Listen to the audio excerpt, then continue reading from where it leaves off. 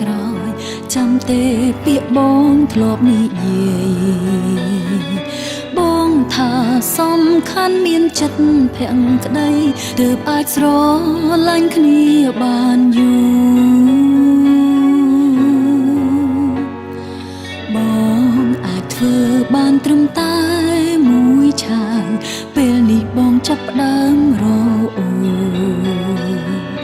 រករឿងឆ្លោះប្រកែកឥតអាសូរពេលចង់បានអ្វីមិនបានដូចចិត្តចង់ទៅក៏ទៅ